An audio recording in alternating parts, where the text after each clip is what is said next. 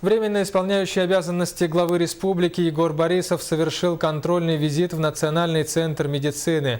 Он проверил работу персонала и пообщался с пациентами. Репортаж нашего корреспондента Афанасия Николаева. Я сижу и жду, когда мне оформят карточку. Это время у меня очередь к врачу уже прошла. Понимаете, получается 3 очереди сейчас. Вот смотрите, вот когда в тот раз неделю назад была, она сегодня должна была получить готовую уже карточку. Готовую. С проблемами и вопросами к Егору Борисову во время контрольного визита исполняющий обязанности главы республики пообщался с медиками и, самое главное, с простыми якутянами. Пациенты Национального центра медицины жаловались на длинные очереди, нехватку специалистов и даже грубость со стороны персонала. По каждому вопросу будет проведена проверка, подчеркнул Егор Афанасьевич. Почему они по 2 раза, по 3 раза должны стоять на очереди? Министр, ответьте, почему по 3 раза должны стоять? По 4 раза, по 5 раз стоять на очереди. Каждый день.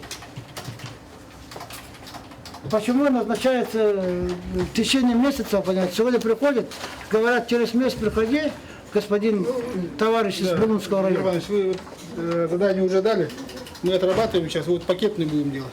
То, что как есть, вот и лучшие клиники, когда пакетный. Вот я через неделю 2 приеду, если увижу здесь очередь, я всех сразу сниму.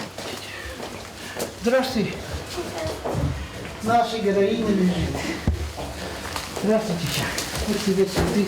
Исполняющий обязанности главы республики не мог не посетить и самого известного пациента Национального центра медицины – Карину Чекитову. Егор Борисов поинтересовался о здоровье маленькой пациентки и пожелал малышке скорейшего выздоровления. Молодец, Чекитача. Иди отсюда, как-то? Молодец. Героиня наша. И выздоровление Карины, по словам лечащего врача, не за горами. С момента поступления она набрала 600 грамм. Питается хоть и помаленьку и на спецдиете, но с неизменным аппетитом. В целом восстановление организма идет хорошо. Карину дополнительно посмотрели специалисты узкого профиля.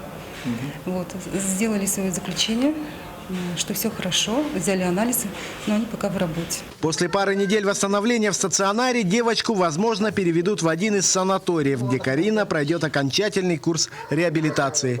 Афанасий Николаев, Василий Слепцов, НВК «Саха».